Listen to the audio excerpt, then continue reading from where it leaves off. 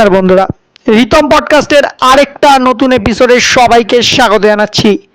আজকে তোমাদের সাথে শেয়ার করতে চলেছি মেদিনীপুরের একটা মারাত্মক সত্যভৌতিক ঘটনা। তো কানে হেডফোনটা পরে নাও, আর হ্যাঁ, ফেসবুক থেকে আমার ভিডিও দেখলে ফলো করে নিও, ইউটিউব থেকে দেখলে সাবস্ক্রাইব করতে ভুলবে না। তো চলো আজকের গল্পটা শুরু করা যাক। গল্পটা আমাকে মেল করে পাঠিয়েছেন ভোলাচন্দ্র দাস, মেদিনীপুর থেকে। দাদা যেভাবে গল্পটা মেল করেছে তোমাদের সামনে ঠিক সেইভাবে তুলে দেওয়ার চেষ্টা করলাম। নমস্কার, আমার নাম ভোলাচন্দ্র দাস, আমার বাড়ি মেদিনীপুর। আজকে তোমাদেরকে বলবো আমার জীবনের একটা ভয়ানক চ্যাপ্টার। এই চ্যাপ্টারটা আমার জীবনে ঘটে 2016 সালে। 2016 ফেব্রুয়ারি মাসের একদম লাস্টে, 27 কি 28 তারিখ। আমি ইএমআই কালেকশনের কাজ করতাম, ফিল্ড এজেন্ট ছিলাম। বাইক নিয়ে মেদিনীপুরের নানা জায়গায় আমাকে টাকা কালেক্ট করতে যেতে হতো। সেরকমই একদিন মেদিনীপুরের একটা খুব ভেতরি এলাকায় আমি গেলাম টাকা কালেক্ট করতে। ফিরতে ফিরতে 8টা কি 9টা হয়ে গেল টাকা নিয়ে। এবার জায়গাটার একটু বর্ণনা দিই। জায়গাটা না খুব ভয়ানক, কারণ প্রথমত মেদিনীপুর একটু গ্রামীণ এলাকা। 8টা বাজে মানে চারিদিকে একদম নিস্তব্ধ, যে যার ঘরে। তো ওরকম 8টা 9টা বাজে, একটা কাঁচা রাস্তা, এক সাইডে হচ্ছে তোমার পুরো ফাঁকা মাঠ, আরেকটা সাইডে হচ্ছে আমার পুরো জমি। ওই জমিতে নানান রকম জিনিস চাষ হয়, সবজি চাষ, ধান চাষ, সব চাষ হচ্ছে। তো মাঝখান দিয়ে যে কাঁচা রাস্তা, ওইটা দিয়ে আমি যাচ্ছি, চারিদিক অন্ধকার, বাইকের হেডলাইটে যেইটুকু দেখা যাচ্ছে। 1 কিলোমিটার গেলে আমি একটু রোডে উঠতে পারবো, যেখানে একটু আলো পাবো। তো মাঝখান দিয়ে যাচ্ছি যথারীতি। 8টা 9টা বাজে, চারিদিকে কেউ নেই। মোটামুটি আমি 10 মিনিট চালিয়ে ফেলেছি বাইক, কেউ নেই রাস্তায়, আর থাকার কথাও না। চারিদিকে মাঠ, একদিকে জমি, কেই বা থাকবে। তো যাচ্ছি রোডে উঠবো 3-4 মিনিট বাকি, তার আগে আমি দেখলাম দূর থেকে বাইকের আলোয় দেখতে পাচ্ছি মাঠের দিক থেকে একটা মহিলা, খুব বয়স্ক, ঠাকুমা বলতে পারি, একদম বেঁকে গেছে পুরো। দুটো মানে এক সাইডে তো জমি, এক সাইডে মাঠ, মাঝখান দিয়ে রাস্তা, রাস্তার মাঝখানে এসে দাঁড়িয়ে পড়েছে। আমি বাইকটা ব্রেক মেরে বলছি, ও ঠাকুমা, কি হলো, রাস্তাটা ছাড়ো, যাবো তো। আমার দিকে না ঘুরে তাকালো বয়স্ক মহিলাটা। চাউনিটা খুব খারাপ। কেন বলছি, ওনার চোখ মুখে না, যদি রাতে তোমরা ওরকম দেখো ভয় পেয়ে যাবে। আমি আবার বললাম, ও ঠাকুমা, তোমাকেই বলছি, রাস্তাটা ছাড়ো, যাবো তো। আর এত রাতে এখানে কি করছো? কোন জন্তু জানোয়ার থাকবে, বাড়ি যাও। উনি না এক ঝলকে আমার দিকে তাকিয়ে রয়েছে, শুধু ঠোঁট দুটো নড়ছে আর কিছু একটা বিড়বিড় করছে। আমি বুঝতে পারছি না উনি কি বলছে। তো কোনো রকম আমি ওনাকে ক্রস করি, মানে ওনার সাইড দিয়ে বেরাই। যেই ওনার সাইড দিয়ে বেরাতে গেলাম, আমার গাড়ির চাকার মধ্যে বেশ বড় একটা লেবু, প্রচণ্ড দরে, মানে একদম চেপটে যায় গাড়ির চাকায়। আমি ঘুরে তাকালাম, দেখলাম বড় একটা লেবু, লেবুটার গায়ে সুতো দিয়ে, দু সাইডে সুতো দিয়ে আরও দুটো ছোট ছোট লেবু আর লঙ্কা জড়ানো। আমি অত খেয়াল না করে মহিলাটার দিকে তাকালাম। উনি আমার দিকে তাকিয়ে নিয়ে এবার একটা হাসি দিল। আমি আর বেশি কিছু না ভেবে গাড়ি চালাচ্ছি। কি মনে হলো যে ঘুরে তাকাই, যে মহিলাটা কে, কোথায় গেল। যেই ঘুরে তাকালাম, না, কেউ নেই ওখানে। আমি অবাক। আমি আমার লুকিং গ্লাস দিয়ে বারবার দেখছি, না, পুরো রাস্তা ফাঁকা, আস্তে আস্তে অন্ধকারে মিশিয়ে গেল। তো কোনো কিছু অত কিছু ভাবিনি সেই টাইমে, সত্যি কথা বলতে। আমি বললাম কি না কি, আর রাস্তায় পড়ে থাকা একটা লেবু হতেই পারে। আমি বাইক অনেক জায়গা থেকে চালিয়ে আসি, অনেক কিছু গাড়ির তলায় পড়ে, একটা লেবু নিয়ে অত চিন্তা করার মতো সময় আমার কাছে ছিল না। যাই হোক, আমি বাড়ি গেলাম, খাওয়া দাওয়া করে শুলাম। এইবার ঘটলো আমার জীবনের সাংঘাতিক একটা চ্যাপ্টার। প্রথমে বলি, আমার বাড়িতে আমার মা, বাবা, আমার ওয়াইফ, তখন সবে আমি বিয়ে করেছি। আমি না স্বপ্নের মধ্যে আমার দাদু আর ঠাকুমাকে দেখতে পাচ্ছি। ছোটবেলা থেকে দাদু আর ঠাকুমা আমাদের সাথেই থাকতো। যখন আমার বয়স 20 বছর, তখন আমার দাদু ঠাকুমা মারা যায়। আমার দাদু মারা যায়, তার পরপরই আমার ঠাকুমাও মারা যায়। স্বপ্নে আমি ওদেরকে দেখছি, ওরা আমার সাথে খেলছে, আমার সাথে গল্প করছে। আমার ঘুমটা না রাত ঠিক 2টো থেকে 3টের মধ্যে ভেঙে গেল। আর ভেঙে যাওয়ার পর স্পষ্ট আমার কানের মধ্যে একটা আওয়াজ ভাসতে থাকলো, দাদু ভাই, দাদু ভাই, চলে আসো আমাদের কাছে। তোমার তো এখন 25 বছর বয়স, 5 বছর তোমাকে দেখিনি দাদু ভাই, আসো, আমরা যে বড় একা তোমায় ছাড়া। আমার গা, বিশ্বাস করবে না, পুরো ঠান্ডা হয়ে গেছে, গায়ে কাটা দিচ্ছে, আমার সারা শরীর একদম ঘামছি আমি। আমার বউ উঠে আমাকে জল টল দিল। তো সেই রাতটা কোনো রকম আমি কাটালাম। তারপর থেকে না আমার সাথে খুব বাজে কিছু ঘটতে শুরু হলো। আমি যখন দুপুরবেলা কোথাও কাজে টাজে যেতাম, আমি দেখতাম কেউ না কেউ দাঁড়িয়ে রয়েছে, কোনো একটা গাছের তলায় হোক বা পুকুর পাড়ে হোক। কিন্তু আমি যখন সেকেন্ড টাইম পেছন ঘুরে তাকাতাম, তাদেরকে দেখতাম না। কেরম জিনিস আমি বলছি, আমি খুব একটা জিনিস মনে আছে, আমি পুকুর পাড় দিয়ে একদিন যাচ্ছিলাম, একটা পুকুর পাড়ের পাশ দিয়ে একটা লোক, জামা ভামা ছেঁড়া, লোকটার মাথাটা পুরো কাটা। তো আমি না লোকটাকে ক্রস করি, তারপরে ভাবি মারামারি টারামারি করেছে নাকি, ঘুরে তাকাই কেউ নেই। সেরকমই একদিন আমি বাঁশবাগান দিয়ে ফিরছিলাম, আমাদের বাড়ির কাছেই একটা বাঁশবাগান আছে। তো আমি দেখছি বাঁশবাগানে, তার আগে বলে দিই, 1 সপ্তাহ আগে, যেদিন এই ঘটনাটা ঘটে তার 1 সপ্তাহ আগে একটা মেয়ে গলায় দড়ি দিয়ে মারা যায়। তার প্রেমিকের সাথে হয়তো কোনো ঘটনা ঘটেছিল সেই কারণে। তো আমি যখন ক্রস করছি বাঁশবাগানটা, বিশ্বাস করবে না, ওই দৃশ্য না বিশাল ভয়ানক। আমি দেখছি একটা পা ঝুলছে বাঁশবাগানে। আমি যেই ওপরের দিকে তাকালাম, সেই মেয়েটাকে আমরা চিনতাম, আমাদের গ্রামের মেয়ে। ওর জিভটা বার করা, আর ওর চোখগুলো না আমার দিকে তাকিয়ে রয়েছে, আর ওর মুখে না একটা অন্যরকম হাসি। আমি প্রচণ্ড ভয়তে গাড়িটা টানলাম, টানতে টানতে যখন বাড়ি গেলাম না, বাড়ি গিয়ে আমি পুরো ঘামছি। আমি যখন আমার বাবা মা আর ওয়াইফকে এই কথাগুলো বলি, ওরা প্রথমে বলে আমি হয়তো কাজের প্রেশার নিয়ে ফেলছি বেশি। তো যাই হোক, আমার সাথে না এগুলো ঘটতে থাকে। মানে আমি প্রত্যেক রাতে ঠিক 2টো থেকে 3টে, তার আগে না।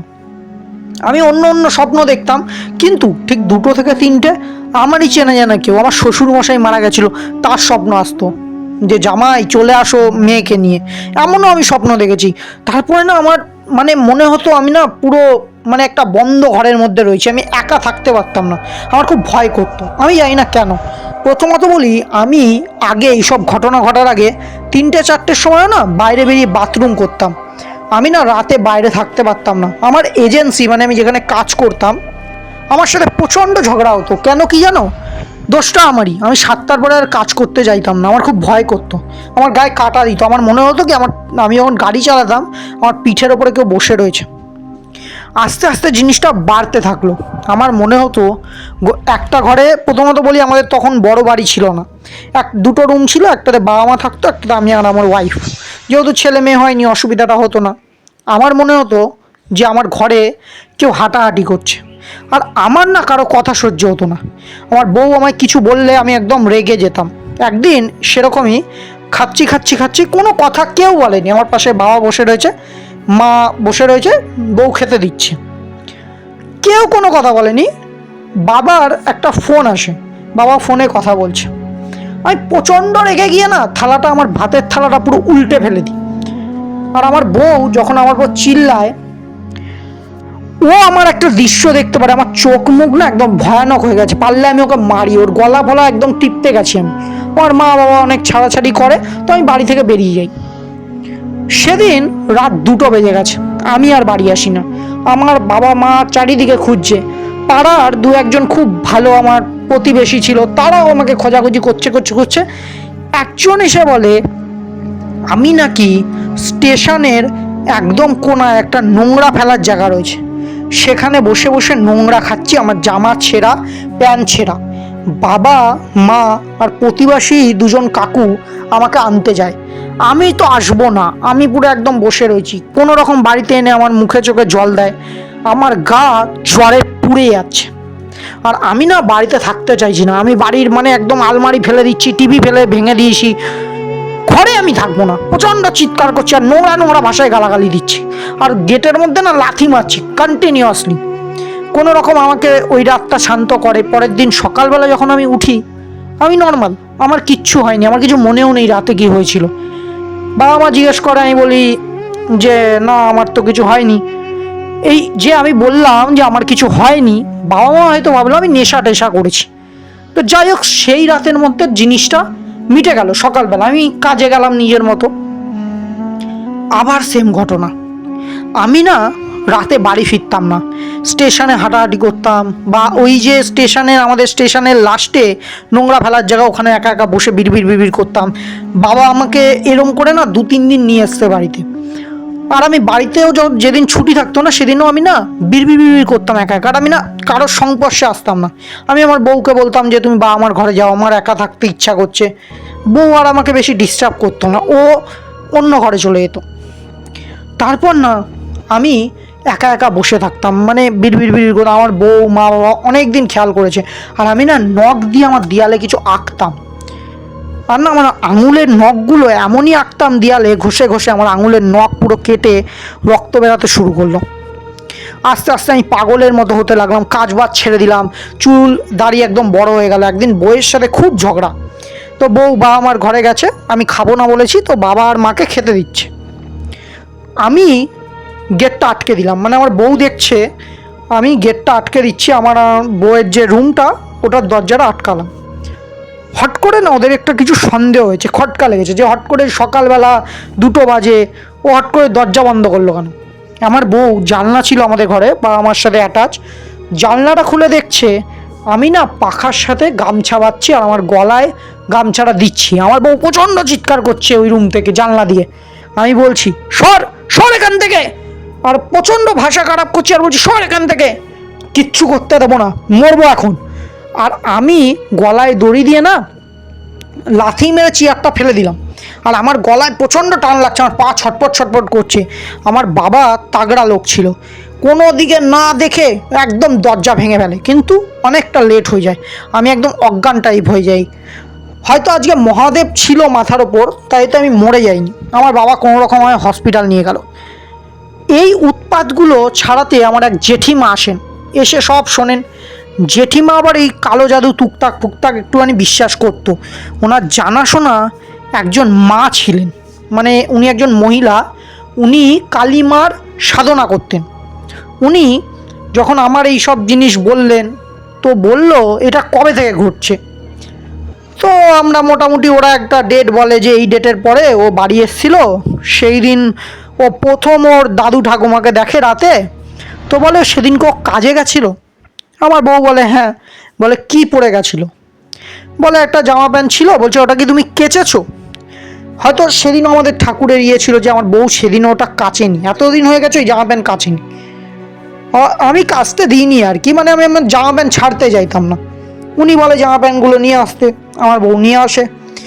নিয়ে আসার পরে উনি কিছু একটা তন্ত্র সাধনা করে বলে ওই যে মহিলাটা, মানে বয়স্ক মহিলাটা আমি রাস্তায় পেয়েছিলাম, ও আসলে একটা টুকটাক করেছে, ওনার বাড়িতে কেউ ক্ষতি করেছিল।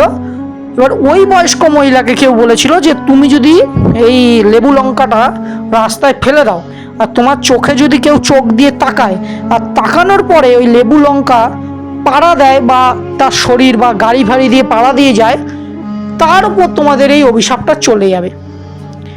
ও মানে এই যে অভিশাপটা পুরো পরিবার শেষ করে দেবে। তো কোনো রকম আমার যে বাবা, আগেই বললাম খুব তাগড়া লোক, আর আমার বাবার না খুব নাম ছিল। আমার বাবা কোনো রকম খুঁজে খাজে আমাকে কোনো রকম জিজ্ঞেস করে সকালে। আমার হালকা হালকা মনে ছিল, আমি অ্যাড্রেসটা বলি। আমার বাবা ওখানে গিয়ে পৌঁছায়, অনেক খোঁজ খবর নেওয়ার পরে যে এমন বেঁকে গেছে একটা অনেক বয়স্ক বুড়ি, খুঁজে আর পায় না। শেষে বাড়ি আসার আগে একটা লোক বলে ওইদিকে একজন থাকে, বয়স্ক মহিলা একা তার নাতনিকে নিয়ে থাকে। ওর বাড়িতে 6-7 জন আমাদের পাড়ার লোক আর আমার বাবা চলে যায়। অনেক বলা করার পরে উনি স্বীকার করেন যে ওনার নাতনির ওপরে একজন মানে পুরোহিত আছে, সে ব্ল্যাক ম্যাজিক করেছিল, যে তার পরিবারে তার নাতনি আর তাকে শেষ করে দেবে। এবার তারই হয়তো আত্মীয় স্বজন করেছিল, তার জমি ভূমি ভোগ করবে বলে, ওদের পার্সোনাল ছিল, ফ্যামিলি ম্যাটার। তো তার পুরোহিত বলেছে এইটা যদি তুমি সরাতে চাও, এই লেবু লঙ্কাটা দিয়েছিল, তো ওটা আবার আমার উপর চালান করেছে। তো অনেক ঝামেলা টামেলা হওয়ার পরে ওই ঠাকুমাকে নিয়ে যাওয়া হয়। ওই পুরোহিত যে আমার জেঠিমা গেছিলো যার কাছে, মহিলাটার কাছে, উনি অনেক বলে কয়ে লাস্টে বলে আমার যে জামা প্যান্ট ছিল ওটা পুড়িয়ে দিতে। ওটা পুড়িয়ে দেয়, আমার হাতে একটা তাগা একদম বেঁধে দেয়। আর যেই না তাগাটা বাঁধে, বিশ্বাস করবে না, হসপিটাল থেকে বাড়ি এসছি সবে, তাগাটা যেই না বাঁধে, আমি না ছটপট করতে শুরু করি। আমার প্রচণ্ড মানে রাগ হচ্ছে, নিজের গালে নিজের চড় মারছি, পাগলের মতো করছি। আমি না নিজেকে মনে হচ্ছে একদম ছিঁড়ে ফেলবো, নিজের মাথা একদম দেয়ালে মেরে মেরে ফাটিয়ে দিচ্ছি। তো ওই যে মহিলাটা ছিল উনি বলে কিছু করতে হবে না, উনি আমাদের সদর দরজার সামনে, মানে দরজার বর্ডারের সামনে একটা সাদা কিছু পাউডার টাইপ দিয়ে দেয়, আর বলে ও বেরাতে পারবে না এবার। তো উনি অনেক সাধনা বাধনা করে, ওই রাতে আমাদের বাড়িতে বিশাল করে একটা পুজো হয়। আমি প্রচণ্ড চিল্লাচ্ছি তখন। তো কোনো রকমভাবে জিনিসটাকে শান্ত করা হয়, আর যখন আমার ভেতর থেকে সেই জিনিসটা চলে যায়, কিছু তো একটা ছিল, এবার কী ছিল আজ পর্যন্ত আমি জানতে পারিনি, কিছু একটা বেরিয়ে যায়। আমার শরীর না, বিশ্বাস করুন, হালকা মনে হচ্ছে আমার এত শরীরের মধ্যে না কেউ 10 কেজির বোঝা চাপিয়ে রেখেছিল, যেটা আমি বয়ে বেড়াচ্ছিলাম, সেটা চলে গেছে। এখন আমি না পুরো শুয়ে পড়েছি, আমার শরীর থেকে না একদম মানে হালকা হয়ে গেছে, আমি আর চোখ খুলে তাকাতে পারছি না। তো উনি একটা বোতল দেয়, বলে এই বোতলটাকে পুকুরে ফেলে আসতে। তো সেরকম পুকুরে ফেলে আসে। তো আস্তে আস্তে আমার শরীর ঠিক হয়, আমি খাওয়া দাওয়া শুরু করি, কিন্তু সেটা করতে করতে প্রায় 2-3 সপ্তাহ লেগে যায়। তো উনি আমাকে অনেক কিছু জব করতে বলেছিল, আমার বাড়িতে একটা বন্ধন করিয়েছিল, আমার কানে কিছু একটা বন্ধন করেছিল, টাকা দিয়েছিল, মানে সারা শরীরে অনেক টাকায় ভরে গেছিলো। তো আস্তে আস্তে আস্তে আস্তে জিনিসটা নর্মাল হয়। এই ছিল আমার জীবনে ঘটে যাওয়া একটা ভয়ানক চ্যাপ্টার। মানে ওই চ্যাপ্টারটা জীবনে ভোলার মতো না। যদি তোমার ভালো লেগে থাকে একটুও গল্পটা, তোমার শ্রোতাদের পড়ে শোনাতে পারো। তো বলি, আমরা নিশির ডাকের গল্প অনেক শুনেছি। এই নিশির ডাক জিনিসটা না খুব সাংঘাতিক একটা জিনিস। মানে ওই ছেলেটা ভাবো তো, নিজের আত্মীয় স্বজন যারা মারা গেছে তাদের দেখতে পাচ্ছে, তাকে ডাকছে। সাংঘাতিক, সাংঘাতিক, জাস্ট সাংঘাতিক। যদি তোমাদেরও গল্পটা ভালো লেগে থাকে, একটু ভয় পেয়ে থাকো, বন্ধুদের শেয়ার করে ভয় পাওয়ার সুযোগ করে দাও। লাইক, শেয়ার, সাবস্ক্রাইব করে দিও। কমেন্টে জানিও কিরম লেগেছে আজকের গল্পটা। আর হ্যাঁ, আমার ডিসক্রিপশানে আমার মেল আইডি আছে, ritom915558@gmail.com। তোমরাও তোমাদের শোনা গল্প বা তোমাদের সাথে ঘটা গল্প মেল করতে পারো, আমি আমার ভাষায় পড়ে শোনাবো। আজকের জন্য এইটুকু, আবার ফিরে আসবো নতুন কোনো ভয়ের সাথে। আজকের জন্য টাটা।